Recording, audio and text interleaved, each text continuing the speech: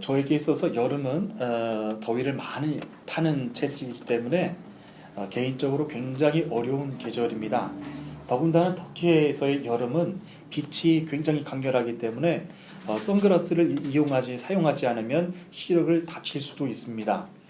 평상시 안경을 주로 사용하지 않는 저에게 있어서는 선글라스를 사용하는 것조차도 굉장히 불편하고 어렵습니다. 그 정도로 여름은 저에게 있어서 굉장히 싫은 계절입니다. 그러나 모든 사람들이 저와 같지는 않습니다. 오히려 정반대로 여름을 몇 달 전부터 기다리는 사람들이 있습니다. 여름 스포츠를 즐기는 사람들입니다. 이들은 여름을 준비하기 위해서 몇 달 전부터 자신의 몸을 가꿉니다. 몸의 근육도 키우고 다이어트를 해서 체중도 감량합니다. 여름이 저와 같이 어렵지 않고 이들에게는 쉽습니다. 이곳에 계신 여러분들은 어떻습니까? 여름을 맞이하는 것이 행복하고 기다려지십니까? 아니면 저와 같이 어려우십니까? 참 신기합니다. 똑같은 여름을 맞이하는 것인데도 대하는 사람들마다 다 태도가 다르고 반응이 다릅니다. 어떤 사람에게는 쉽고 어떤 사람에게는 어렵습니다. 저는 이번 주 말씀의 제목을 영생으로 가는 길이 이렇게 쉬울 수만 있다면 이라고 정해봤습니다. 이미 신앙생활을 하고 있는 사람들이라면 영생으로 가는 길이 결코 쉽지 않다라고 하는 것을 너무나도 잘 알고 있습니다. 어려서부터 오직 영생을 얻기 위해서 모든 율법을 다 지켜왔던 부자 청년이 있었습니다. 그는 예수님 앞에서도 자신 있게 말했습니다. 영생을 얻기 위해서 모든 계명을 다 지켜왔습니다. 그렇다면 아직도 무엇이 부족합니까? 라고 오히려 예수님께 물었습니다. 그러나 결과는 주님이 하신 한마디에 예수님을 떠났다라고 했습니다. 걱정하고 근심하고 떠났다라고 그랬습니다. 영생으로 가는 길이 그만큼 그에게는 어려웠기 때문입니다. 영생으로 가는 길이 이렇게 쉬울 수만 있다면, 본문의 제목만 본다면 평생을 신앙생활하는 데는 온 힘을 다해온 사람들이라고 할지라도 동의하고 싶은 사람들은 많지 않을 것입니다. 그만큼 영생으로 가는 길이 어렵고 힘든 걸 알고 있기 때문입니다. 그러나 반드시 그 길이 어려운 길만은 아닙니다. 그리고 영생으로 가는 길이 절대적으로 어려운 길만 되어서도 안 됩니다. 영생은 예수님을 믿는 사람들마다 다 주신다라고 하셨던 길이었고, 주님도 그 길 위하여서 능력을 주시고 더 강건하게 해주시기 때문에 절대로 어려운 길만 되어서는 안 되기 때문입니다. 저는 이 주제와 관련해서 오늘 하나님께서 주시는 말씀을 여러분들께 전하기를 원합니다. 사도행전 4장 13절에 있는 말씀인데요, 우리 다 함께 한 목소리를 읽어주시겠습니다. 13절입니다. 읽겠습니다. 시작. 의원들은 베드로와 요한이 교육을 받지 못한 평범한 사람인 줄 알고 있었는데 이렇게 담대하게 말하는 것을 보고 놀랐습니다. 그제서야 비로소 그들은 베드로와 요한이 예수님과 함께 있던 사람이라는 것을 알게 되었습니다. 아멘. 본문의 말씀은요, 공의의 앞에 선 베드로와 요한에 대한 말씀입니다. 베드로와 요한이 공의의 앞에 선 이유는 부활하신 예수님을 가르치고 사람들에게 설교한 것 때문이었습니다. 사도행전 4장 2절 말씀을 보면 제사장들과 성전을 경비하던 사람들과 사두개파 사람들이 몰려왔는데요, 그렇게 말하는 두 사도들을 보고서 마음이 편치 않았다라고 했습니다. 그래서 그들은 베드로와 요한을 붙잡고 그 다음 날까지 감옥에 가두었습니다. 그런데 놀라운 일은요, 바로 그때 일어났습니다. 베드로와 요한의 설교를 들은 사람들 중에서 많은 사람들이 믿음을 갖게 되었는데 그 수가 무려 5,000명 정도나 되었다라고 기록하고 있습니다. 여기에서 눈에 띄는 한 그룹의 사람들이 있습니다. 바로 사두개파 사람들입니다. 이들은 유대교의 한 분파입니다. 부유한 아주 귀족 지배 계층입니다. 제사장과 예루살렘의 권력가들로 이루어진 굉장히 상류층 집단입니다. 이들은 사내들인 종교회의에서 많은 좌석을 차지하고 있었던 사람들입니다. 이들을 보면서 재밌는 것은요, 사두개파 사람들은 바리새파 사람들과 하나가 되지 못했습니다. 사두개파 사람들은 바리새파 사람들과 똑같이 유대교 내에 있었던 사람들이었지만, 사두개파 사람들은요, 부활과 영적 세계 그리고 천사들의 존재에 대해서만큼은 절대로 믿지 않았던 사람들입니다. 사두개파 사람들은 오직 모세 오경만을 인정하고 믿어왔던 사람들이었기 때문에 똑같이 유대교 안에 있었다라고 할지라도 바리새파 사람들과 사두개파 사람들은 서로 하나가 되지 못했습니다. 본문을 보면 베드로와 요한이 부활하신 예수님에 대해서 설교하고 있었을 때 사두개파 사람들이 쫓아왔다는 것입니다. 그리고 그들을 감옥에 가두었습니다.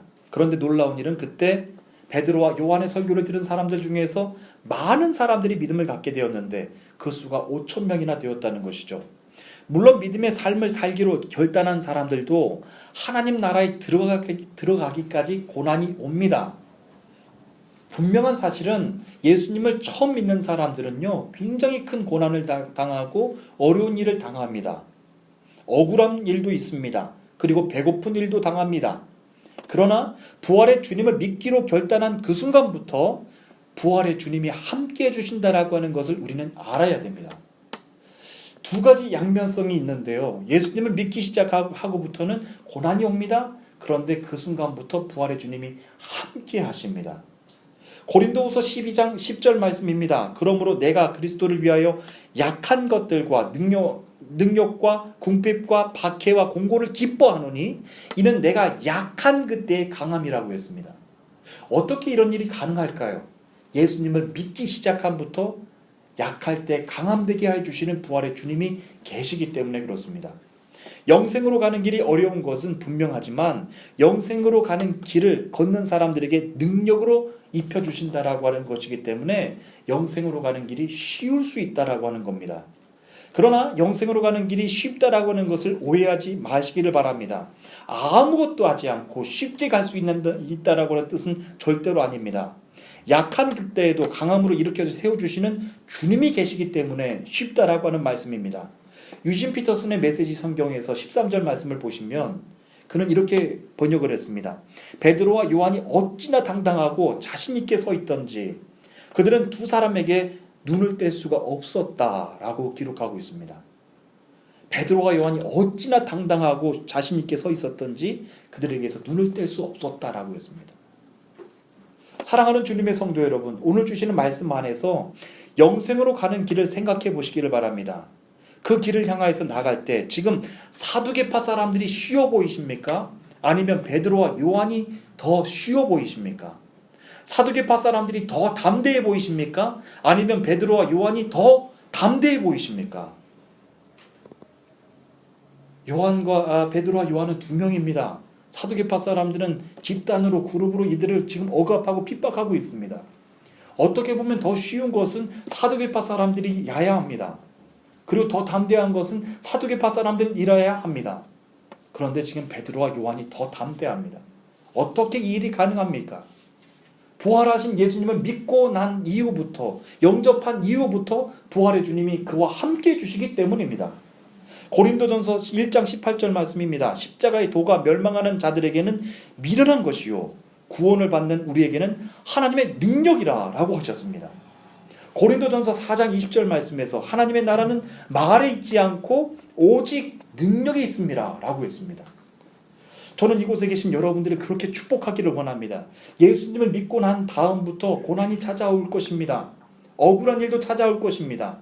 기다려야 되고 힘든 일도 찾아올 것입니다. 그러나 여러분 나약해지거나 아파하지 마십시오. 그 순간부터 부활의 주님이 함께 하심을 믿으시기를 바랍니다. 약할 때 강함 되어 주신다 그랬습니다. 무지한 자에게 지혜로 덧입혀 주신다 그랬습니다. 분명한 것은 베드로와 요한을 보면서 그렇게 당당했던 그들을 보면서 눈을 떼지 못했다라고 하는 겁니다. 저는 해외에서 이렇게 살아가고 있지만 토르발레에서 이제 우리 집사님 가정이 지금 오셔서 이제 두 가정이 됐습니다. 그런데 토르발레에서 저희 가정 딱 한 가정이었을 때 솔직한 마음은 의기소침했었어요. 우리만 다 예수님만 믿잖아요. 모든 사람들이 다 무슬림들이잖아요. 억울한 일도 있었어요. 힘든 일도 있었어요. 그런데 가족들에게 매 순간마다 예배 드릴 때마다 전했어요. 당당해라. 그리고 하나님 믿을 때 너희들에게 우리 가족들에게 능력을 주시는 걸 믿으라. 그리고 더 지혜를 구하라. 하나님이 우리 가족을 통하여서 이 땅에 있는 모든 무슬림들에게 능력으로 나타낼 것이다 라고 하면서 항상 당당하라 그랬어요. 그러면서 우리 동규와 효주의 모습을 보면서 의기소침하지 않아요. 당당해요. 그리고 아이들에게 관계하는 것도 오히려 골목대장 역할을 하는 거예요. 저는 그런 모습을 보면서 너무너무 기뻤고, 이렇게 능력으로 세워주시고 당당함으로 세워주시는 하나님의 능력이 우리 자녀들로부터 보여지는구나, 우리 아내들로부터 보여지는구나 라고 하면서 너무 당당한 모습이 하나님 앞에 너무 감사했어요. 이 당당한 모습은요, 교만한 모습과는 다른 거예요. 하나님이 능력 주실 때 나타나는 당당함입니다. 여러분들도 마찬가지세요. 사업을 하시면서, 여러분 여기에서 유학을 하시면서 어떤 일에도 당당해지시기를 바랍니다. 하나님이 여러분들과 함께 하심을 믿으시기를 바라고, 하나님이 여러분들을 통하여서 이 땅에 있는 사람들에게 그 권능의 하나님을 나타내심을 믿으시기를 바랍니다. 어떤 일에도 베드로와 요한처럼 당당하게 일하게 되시는 것을 믿으시기를 간절히 소원합니다. 우리 14절부터 18절까지 이어서 우리 말씀을 다 함께 읽겠습니다. 14절부터 18절까지 있는 말씀입니다. 읽겠습니다. 시작. 태어날 때부터 걷지 못하던 사람이었다가 지금은 다한 사람이 베드로와 요한 곁에 서 있는 것을 알고는 더 이상 법도 볼 수 없었습니다. 그래서 그들은 베드로와 요한이 고예에서 나가 있으라고 한 뒤에 서로 의논하였습니다. 이 사람들을 어떻게 하면 좋겠소? 예루살렘에 사는 사람이라면 누구나 이들이 큰 표적을 행한 것을 알고 있어. 그리고 우리도 이것을 부인할 수 없어. 하지만 이 일이 사람들 사이에 더 이상 퍼지지 않게 하기 위해서라도 앞으로는 예수님의 이름으로 아무에게도 말하지 말고 그들에게 경고해 두는 것이 좋을 것도 하고. 그래서 그들은 베드로와 요한을 다시 불러 절대로 예수님의 이름으로 말하지 말고 가르치지도 말라고 경고했습니다. 아멘. 이들도 지금 알고 있습니다. 예수님의 이름을 전하지 말라 그랬습니다. 풀어줄 테니 예수님의 이름을 전하지 말라. 이 말은 무슨 뜻이겠습니까? 이들의 당당함이 예수님의 이름으로 나온 것을 이들조차도 알고 있었다라고 하는 겁니다. 맞아요. 여러분들이 당당하게 사시는 모습을 보면서 이 땅에 있는 우상을 섬기는 이들도 알아요. 예수님의 이름에 능력이 있음을 아는 것이죠. 그런데 이들이 지금 부탁하는 것을 예수님의 이름으로 말하지 말라라고 하는 것을 부탁하는 겁니다. 본문의 사건을 생각해 보면 사두개파 사람들을 포함해서 유대 지도자들의 경험했을 충격이 결코 작지 않았다라고 하는 것을 추측해 볼 수 있습니다. 첫 번째는 이들은 베드로와 요한이 부활의 주님에 대해서 설교했던 것 때문에 마음이 불편했지만 5,000명의 사람이나 되는 사람들이 서로 예수님을 믿겠다라고 하는 그 모습을 보면서 어쩔 수가 없었습니다. 그리고 이들 앞에서 도저히 부정할 수 없었던 또 한 명의 사람이 있었는데요. 그는 태어날 때부터 걷지 못했던 사람이라고 그랬죠. 그런데 지금 그는 그들이 보는 눈앞에서 꼿꼿하게 서 있습니다. 5,000명이나 되는 사람들이 지금 예수님을 믿겠다라고 막 소리를 지르고 있고, 나면서부터 걷지 못했던 그 안진뱅이가 지금 걷고 있어요. 도저히 이들은 어떻게 말로 막을 수가 없는 상황이 되는 거예요. 세상에서 어떤 그 위대한 이론가나 사상가라고 할지라도 사람을 이렇게 변화시킬 수 있겠단 말입니까? 주님의 부활의 능력이 사람들에게서 역사하셨기 때문임을 믿으시기를 바랍니다.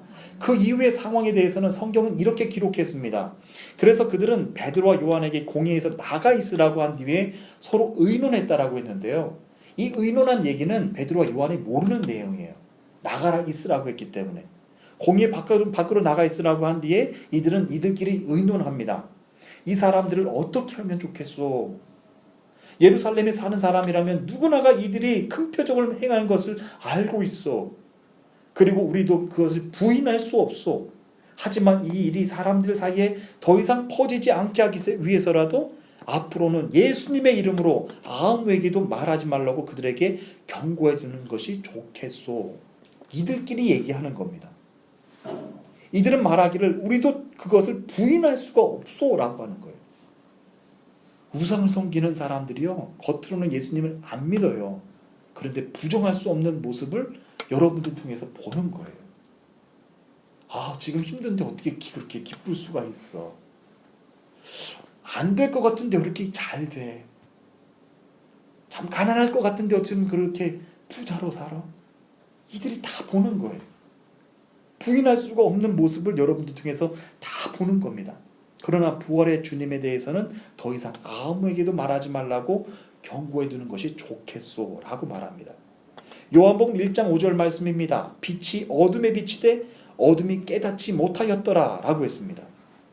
10절과 11절 말씀에서는 그가 세상에 계셨으며 세상은 그로 말미암아 지은 바 되었으며 세상이 그를 알지 못하였고 자기 땅에 오매 자기 백성이 영접하지 아니하였더라 라고 했습니다.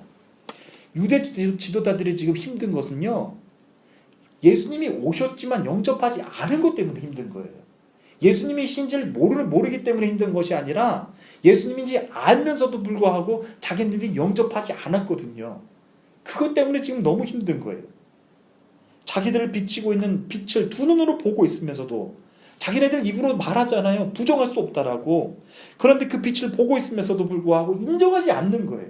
무엇 때문입니까? 빛이 왔지만 어둠이 그것을 깨닫지 못했다라고 했습니다. 그를 알지 못했기 때문이라고 했습니다. 영접하지 않았기 때문이라고 했습니다. 그러나 중요한 것이 있습니다. 어둠은요, 절대로 빛을 막을 수가 없다라고 하는 겁니다. 여러분, 어둠하고 빛하고 싸우면 누가 이길까요? 어린아이들에게 질문해도 다 아는 거예요. 어둠하고 빛하고는 싸움 상대가 되질 않는 거예요. 어둠이 아무리 지륵 같은 어둠이 있다라고 할지라도 빛이 오면 어둠은 다 도망가는 거예요. 빛이 어둠을 비치면 어둠은 다 드러난다라고 하는 것이죠. 그동안 감춰 있었던 모든 거짓들, 모든 위선들, 우리도 부정할 수 없는 그 일들이 다 나타나고 인정할 수밖에 없게 만든다라고 하는 거예요. 부활의 주님을 영접하지 못했던 사람들의 고집들, 아집들, 완고함들, 그런 것들이 다 드러나는 거예요. 그래서 요한복음 1장 12절에는 영접하는 자, 곧 그 이름을 믿는 자들에게는 하나님의 자녀가 되는 권세를 주셨다라고 말씀하시는 거예요.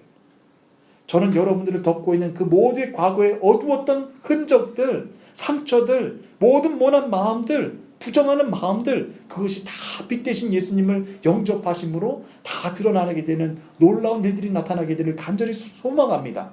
회복되시고 치유하시고 강건케 되시기를 간절히 축복합니다. 여러분들의 부정적인 생각들, 고집들, 아집들, 그런 것들은요, 어둠 속에 있으면 나도 몰라요. 왜냐하면 어둠 속에서는 아무것도 안 보이거든요. 저도 마찬가지입니다. 목회를 하면서도, 선교를 하면서도 내 안에 있는 것들이, 잘못된 것들이 이게 깨달아지지가 않을 때가 있어요. 그땐 가만히 보면은 빛 대신 예수님이 안 계시는 때예요. 어둠 가운데 함께 있으면요, 목회자인 나도 내 안에 어떤 것들이 잘못되어 있는지 모르더라고요. 내 안에 그렇게 무서운 강팍함이 있는데도 모르는 거예요. 가족들에게 상처를 주고 성도들에게 상처를 주고 이 땅에 있는 선교의 대상자들에게 신뢰를 깨트리고, 그런데도 모르는 거예요. 그런데 빛 대신 주님이 내 가운데 계시잖아요. 내가 지난날 범했던 그런 어둠의 그런 모습들, 깨닫지 못해서 어리석었던 그 모습들이 다 깨달아져서 너무 부끄러워요. 그런데 부끄러운데 기쁜 거예요. 하나님 다 치료해 주세요. 하나님 다 하나님 앞에 오픈할게요. 이제까지 깨달았지 못했던 그 영적인 기쁨을 하나님 앞에 다 드릴게요. 다 치료해 주세요. 라고 하면서 하나님 앞에 나간다라고 하는 거예요. 믿음의 사람들이라고 할지라도 빛 대신 주님을 날마다 간구해야 되는 이유가 바로 그것입니다. 상했던 모든 마음을 하나님께서 회복하기를 원하는데 아직까지도 어둠 가운데 머물러 있는 분들이 계십니까? 주님 앞에 나가지 못하는 분들이 계십니까? 성령 강림 주일입니다. 빛 대신 예수님 앞에 나가셔서 모든 어두운 것들이 다 밝히 드러나며, 여러분 부끄러운 것 아닙니다. 오히려 더 강건케 해주시는 거예요. 약할 때 강함 되시는 주님을 다 만나시는 여러분들 되시기를 간절히 소망합니다. 예, 우리 마지막으로 19절부터 22절까지 있는 말씀을 다 함께 읽겠습니다. 19절부터 22절까지 있는 말씀입니다. 읽겠습니다. 시작. 이렇게 대답했습니다. 우리가 하나님의 말씀을 듣는 것과 여러분의 말을 듣는 것 중에 보시기에 어느 것이 더 옳은 것인지 한번 판단해 보십시오. 우리는 우리가 보고 들은 것을 말하지 않을 수가 없습니다. 조금 전에 일어난 일을 본 사람들이 하나님을 찬양하고 있었기 때문에 유대 통치자들은 두 사람을 어떻게 처벌해야 할지 결정할 수가 없었습니다. 그래서 그들은 몇 마디 경고만 더하고 사도들을 놓아주었습니다. 이 기적으로 병이 나은 사람은 40살이 넘은 사람이었습니다. 아멘.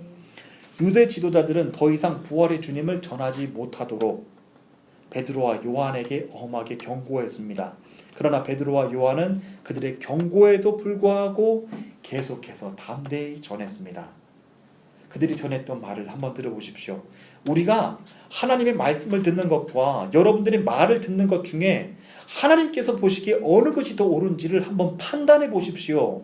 우리가 보고 들은 것을 말하지 않을 수가 없습니다. 저는 이 말을 듣고요, 굉장히 큰 충격을 받았습니다. 우리가 하나님의 말씀을 듣는 것과 여러분의 말을 듣는 것 중에 하나님이 보시기에 어느 것이 더 옳은지를 판단해 보라고 하는 거예요. 우리는 세상에 살면서도요, 사람을 의식할 때가 너무나도 많은 것 같아요. 하물며 하나님의 일을 하는 저에게도 사람들의 그 행동, 사람들의 눈빛이 저의 마음을 흔들리게 할 때가 참 많아요. 그런데 그때마다 여러분 이 말씀을 한번 되새겨 보시기를 바랍니다. 우리가 하나님의 말씀을 듣는 것과 여러분의 말을 듣는 것 중에 하나님께서 보시기에 어느 것이 더 옳은지를 한번 판단해 보시라고 하는 거예요. 여러분들에게 하나님께서 말씀하신 것들이 있으십니까? 그것이 사람들 앞에 장애물이 될 때가 있으십니까? 여러분 그때마다 이 말씀을 기억하시기를 바랍니다.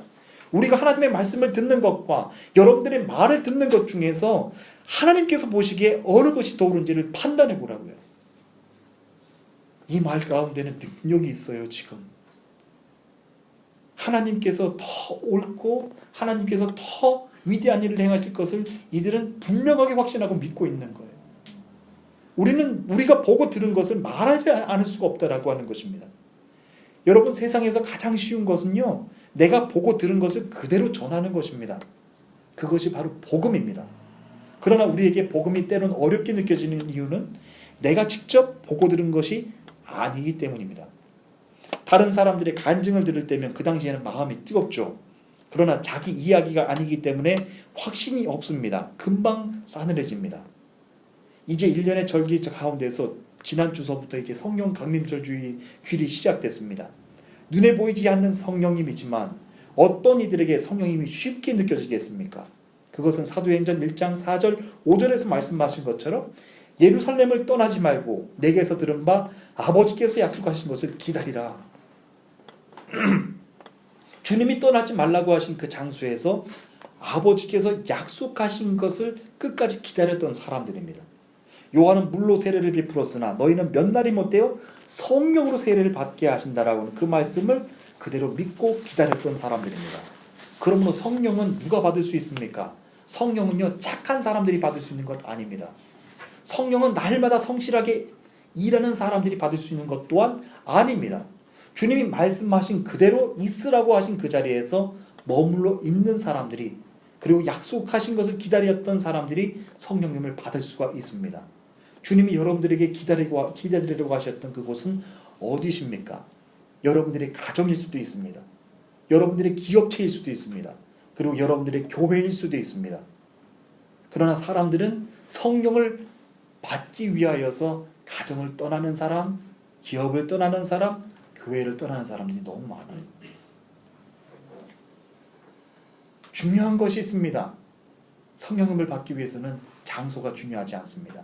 더 중요한 것은요, 그분이 여러분 각자에게 말씀하신다라고 하는 겁니다. 하나님을 말씀의 하나님이라고 하는 이유가 무엇입니까? 그분은 아브라함의 하나님, 이삭의 하나님, 야곱의 하나님이 되셨는데 그들에게 말씀하셨던 것처럼 지금도 동일하게 여러분들에게 말씀하시는 하나님으로 와 계신다라고 하는 것입니다. 여러분들에게 아픔을 아시고 여러분들에게 눈물까지도 아시고 여러분들의 모든 상처까지도 아시는 그분이 이제는 말씀하신다라고 하는 거예요. 그래서 말씀하시는 하나님은 오늘도 나와 내 현장에서 직접 살아계시는 하나님으로 와 계신다라고 하는 겁니다. 바로 성령 강림 주일이 시작되면서 여러분 모두에게 도전을 드리고 싶은 말씀입니다. 성령님은 절대로 어려운 분 아닙니다.